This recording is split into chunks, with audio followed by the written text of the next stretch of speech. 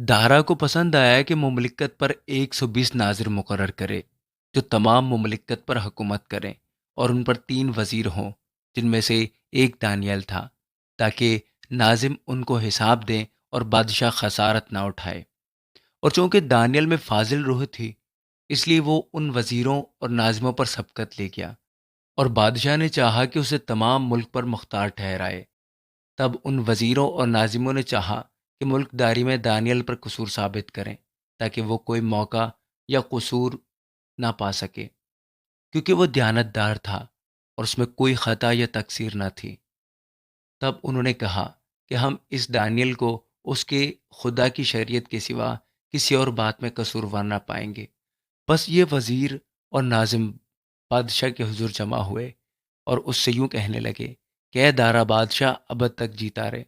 مملکت کے تمام وزیروں اور حاکموں اور ناظموں اور مشیروں اور سرداروں نے باہم مشورت کی ہے کہ ایک خسروانہ آئین مقرر کریں اور ایک اجتناحی فرمان جاری کریں، تاکہ اے بادشاہ، 30 روز تک جو کوئی تیرے سوا کسی معبود یا آدمی سے کوئی درخواست کرے، شیروں کی ماند میں ڈال دیا جائے۔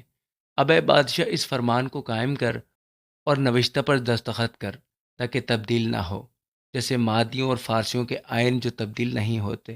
پس دارا بادشاہ نے اس نوشتہ اور فرمان پر دستخط کر دیے، اور جب دانیل نے معلوم کیا کہ اس نوشتہ پر دستخط ہو گئے، تو اپنے گھر میں آیا، اور اس کی کوٹری کا دریچہ یروشلم کی طرف کھلا تھا۔ وہ دن میں 3 مرتبہ حسب معمول گھٹنے ٹیک کر خدا کے حضور دعا اور اس کی شکر گزاری کرتا رہا۔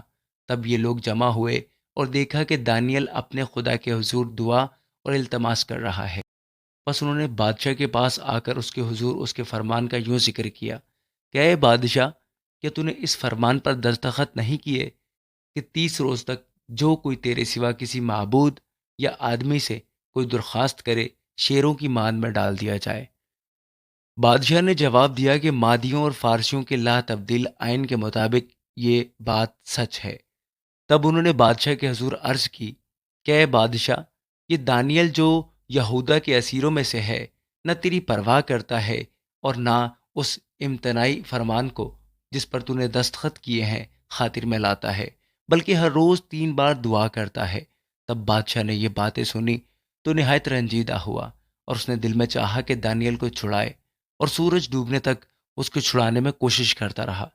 پھر یہ لوگ بادشاہ کے حضور فراہم ہوئے اور بادشاہ سے کہنے لگے کہ اے بادشاہ، تو سمجھ لے کہ مادیوں اور فارسیوں کا آئین یوں ہے کہ جو فرمان اور قانون بادشاہ مقرر کرے کبھی نہیں بدلتا۔ تب بادشاہ نے حکم دیا اور وہ دانیل کو لائے اور شیروں کی ماند میں ڈال دیا۔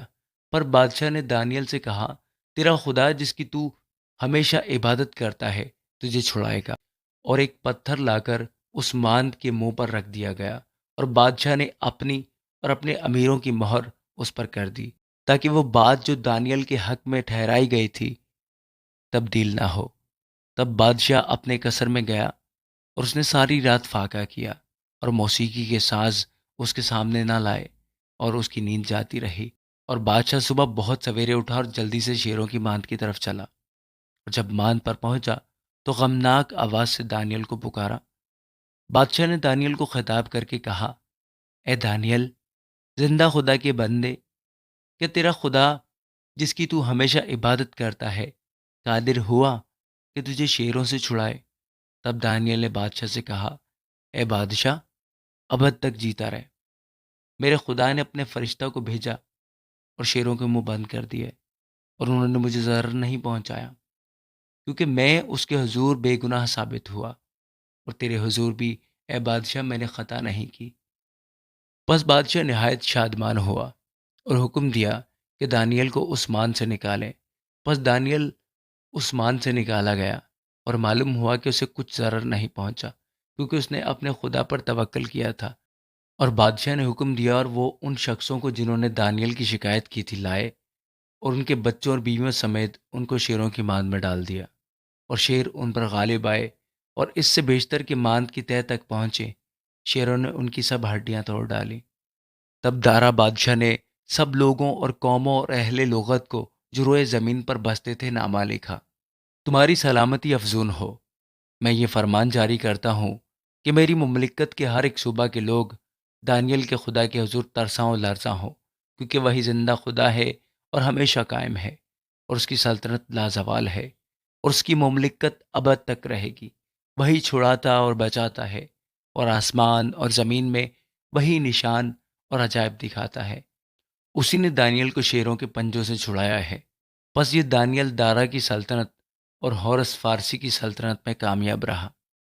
آمین۔